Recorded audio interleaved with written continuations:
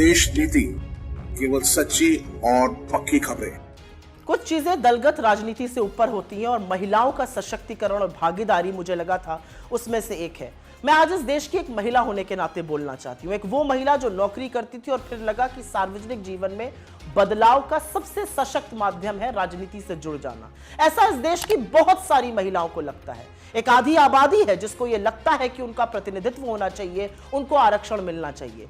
तो जब मोदी सरकार ने विमेंस रिजर्वेशन बिल की, महिला आरक्षण की बात की, तो हम प्रफुल्लित हो उठे। हमें लगा चलो जो काम हमने शुरू किया था, जिसकी ओरिजिनल शिल्पकार यूपीए की सरकार श्रीमती सोनिया गांधी थी, हमने राज्यसभा में बिल पारित कराया था, अब वो क्रियान्वित होगा।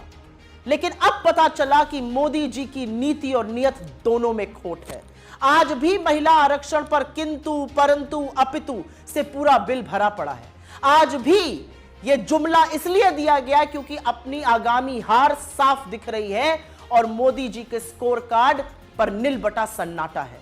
तो महिलाओं को एक जुमला दे दिया गया महिला आरक्षण का। लेकिन असलियत इस बिल में साफ हो गई, क्योंकि यह बिल साफ तौर से कहता है कि महिला आरक्षण तभी होगा जब पहले जनगणना होगी, फिर डिलिमिटेशन होगा और उसके बाद महिला आरक्षण क्रियान्वित होगा। मतलब 2029 से पहले महिला आरक्षण संभव ही नहीं है। जिन लोगों को लग रहा था कि 2024 में 10 साल सत्ता चलाने के बाद मोदी जी एक काम तो अच्छा कर जाएंगे, उनको भी ठग लिया मोदी जी ने। आज इस देश की महिलाएं अपने आप को ठगा महसूस कर रही हैं, क्योंकि डिलिमिटेशन, जनगणना होते होते 2029 तक ही यह संभव हो पाएगा।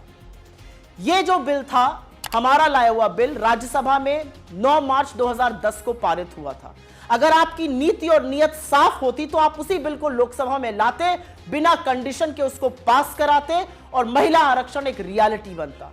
लेकिन असलियत यह है कि आपने महिला आरक्षण के नाम पर भी देश की आधी आबादी को एक जुमला थमा दिया। बहुत कुछ कहने से ज्यादा एक ही चीज कहना चाहती हूं आज। अगर आपकी नीति साफ है तो आपको फिर से जाकर वही काम करना चाहिए जो हमने किया था।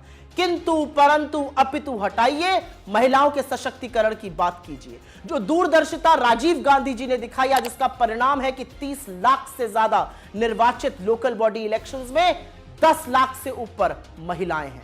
जो दूरदर्शिता और दृढ़ निश्चय सोनिया जी ने और मनमोहन सिंह जी ने दिखाया था, वो एक बार अगर आप दिखाते तो 2024 के चुनावों में महिलाओं की 1/3 भागीदारी होती। लेकिन अब जो आपने किया है वो एक इवेंट था, वो जुमला था। आपको नए सदन में जाना था, एक बड़ा इवेंट करना था और बड़े इवेंट को करने के बाद निकला क्या? खोदा पहाड़ और निकली चूहिया। खोदा पहाड़ और पता चला 2024 में नहीं, ये तो 2029 में शायद संभव हो पाएगा। अगर आप चाहते तो आप जनगणना 2020 से 23 के बीच में करा सकते थे। सब कुछ हुआ लेकिन जनगणना नहीं हुई। फिर भी आपने जनगणना को और डिलिमिटेशन को एक क्राइटेरिया बनाया।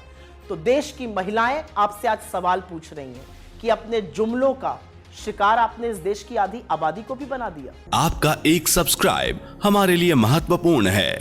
देश नीति को अभी सब्सक्राइब करें और बेल आइकन को दबाना ना भूलें।